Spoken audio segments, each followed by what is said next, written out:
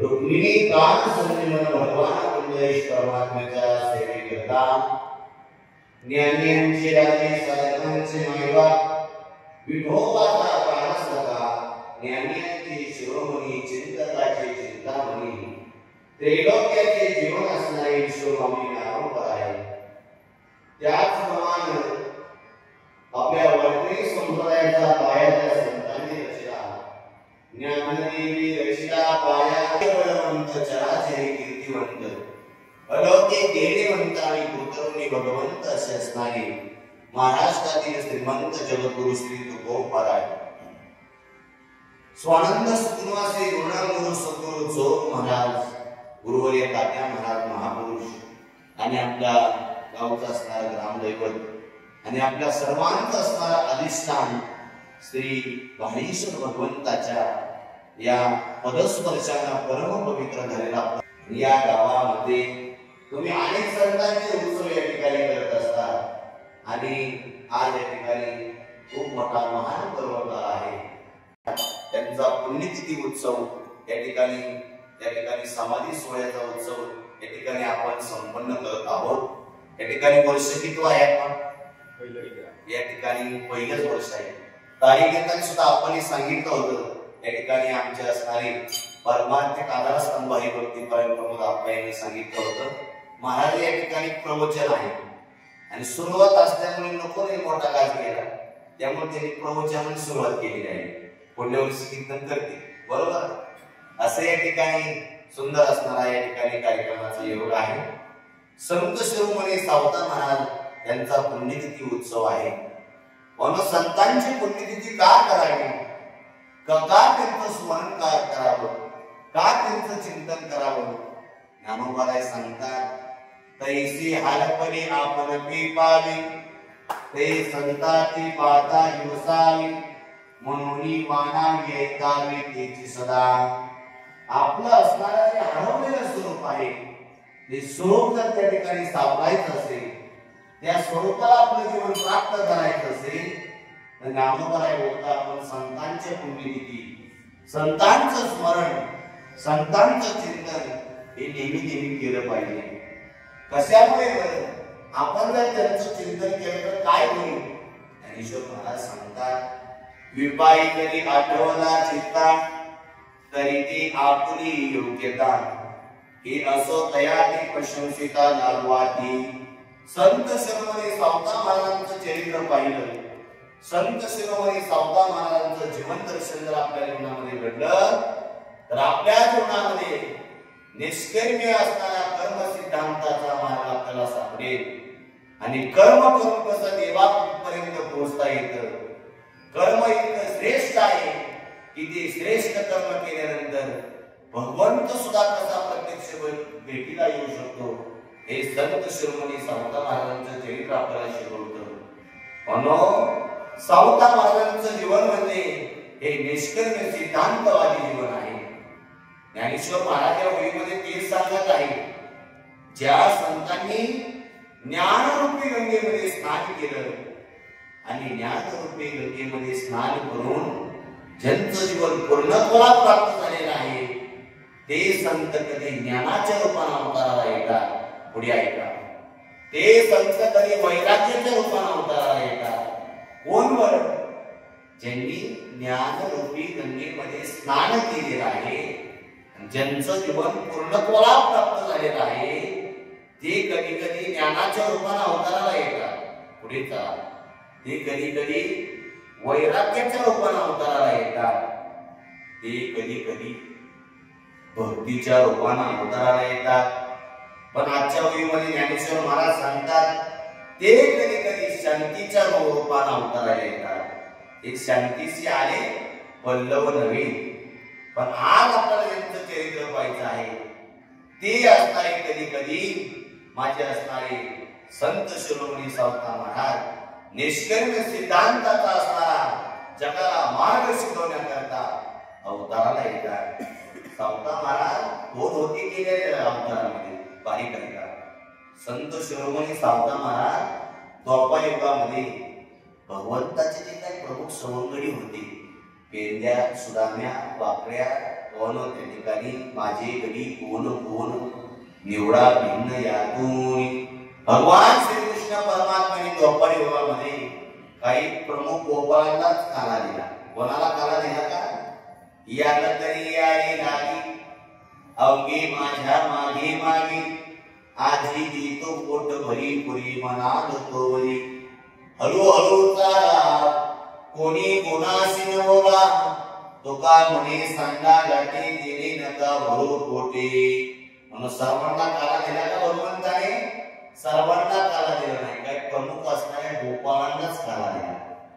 म्हणून रास क्रीडेची अधिकारी जशा गोपी होत्या तशा असणाऱ्या गोपाळ कालेच्या असणाऱ्या त्या ठिकाणी अधिकारी कोण आहे तर भगवंताचे प्रमुख सवंगडी आहे. त्या प्रमुख सवंगड्यापैकी पेंद्या सुदाम्या वाकड्या त्या असणाऱ्या सवंगड्यापैकी जी काय पेंद्या नावाची प्रमुख सवंगडी होती ना तर संत शिरोमणी सावता महाराज म्हणजे द्वापारी युगातले पेंद्या आहे. कोण आहे? पेंद्या नावाचे. म्हणून काय अधिकार होता? परब्रह्म निष्काम तो हा गौरिया घरी तो हा गौरिया घरी वाक्यवारे अंधो कृष्ण नवनीत चोरी मनते गौलानी हरीची पावले धरा मनते गौलानी हरीची पावले धरा रांगत रांगत हरिहारे तो राज मंदिरा लपत छपत हरिहारे तो राज भुवनी नंदा सीता कोणी आपण पैसे सियासनी. भगवान श्रीकृष्ण परमात्मा कोणाला सापडले का? भल्या भल्यांना सापडलेला आहे. काकड्यामध्ये असं वर्णन आहे योग्यांच्या ध्यानी आपण ध्याता नातू रसी तो आंबापाशी नामदेवराय सांगता मागे पुढे अवगत जो असणारा योग्यांच्या ध्यानामध्ये येत नाही. मुनींना असणारी हजारो वर्ष तपश्चर्या करावी लागते.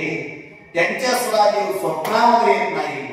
पण संत महात्मे सांगतात मागे पुढे उभा आली आकात निवाराने ज्ञानदेव म्हणे व्यासाची गुणे द्वारकेचा राणा पांडवागरी तो योग्यांच्या स्वप्नामध्ये आला नाही. दादा या ठिकाणी तो योग्यांच्या स्वप्नामध्ये आला नाही. तो आमच्या पाठीमागे उभा राहिला. कोणाच्या पाठीमागे राहिला? द्रौपदी मातेच्या पाठीमागे राहिला. अर्जुनाच्या पुढे राहिला. देखा नमदतया प्रभूंची ही अद्भुत प्रेम भक्ताची चेत सारथ्यपण पालकाचे करीतोसे. म्हणून का भगवंत दयावान जो योग्यांच्या स्वप्नात सुद्धा जात नाही. मला सांगायचं आहे तो कोणाच्या घरी आला? मनमोहन मुरली वाला नंदाचा अरवेला विदुराधरच्या बक्षुनी कन्या परमानंदे लाला भक्तासाठी तो जगजेती कुब्जे शिरत दादा भक्ती सुखी सुखावला एका जनार्दनी निवाला. ही कुब्जात अशी कोण आहे बरं? कंसाच्या असणाऱ्या राज दरबारामध्ये ही कुब्जा दासी होती सेवा करण्याकरता. ती कुब्जा दासी म्हणजे आताच्या कलियुगातल्या अवतारामधल्या संत श्रेष्ठ जनाबाई महाराज. कोण आहे? जनाबाई महाराज. पण त्या ठिकाणी खूप मोठं रावणाच्या त्या ठिकाणी त्रेता युगामध्ये जी मंत्रा होती तीच असणारी कुब्जा दासी आहे. आणि ती कुब्जा दासी कलियुगातल्या जनाबाई महाराज आहे. जनाबाईचा अवतार सामान्य आहे का? म्हणून जनाबाईचा असा श्रेष्ठ अवतार आहे. चौयुगाचा भक्त नामा उभा कीर्तनी पाठी मागे डोळे लावणी भीती झाली असा जनाबाईंचा विकार आहे. म्हणून जो भगवंत त्या ठिकाणी योग्यांच्या स्वप्नामध्ये जात नाही पण तो असणारा भगवंत सज्जन कसया विमो लागे माणूस आणि आपल्या मुद्द्यावर येते माया सावत्यास माझ्या सावता महाराजांना भगवान पांडुरंग परमात्मा खुरपू लागला. चोखोबा आहे ना मेली ढोल म्हणू लागला. काय बोललं त्या ठिकाणी भगवंत कनवालो आहे, काय भगवंत कृपाळू आहे, काय भगवंत माझा कृपा करुणा सागर आहे. म्हणून चोखोबाईला आपल्या कर्माचं असणार त्या ठिकाणी कर्म काय आहे तर पंढरपूर मध्ये आणि पंचकृषी मध्ये जी बेलेली ढोरं आहे ना ते बेलेली ढोरं गावाच्या बाहेर वळून टाकण्याचं काम होतं. कारण चोखा मेला पंका जातीचे महाल्या जातीमध्ये अवतार आले होते. पण भगवंताची एवढी कृपा, अरे माझा चोखा त्या ठिकाणी माझं सतत भजन करत आहे. म्हणून त्या ठिकाणी हरी बोला देता, हरी बोला घेता, हसता खेळता हरी बोला गाता, हरी बोला खाता, सर्व कार्य करिता हरी बोला एकांती, हरी बोला लोकांती, इह त्या कांती, हरी बोला भांडता.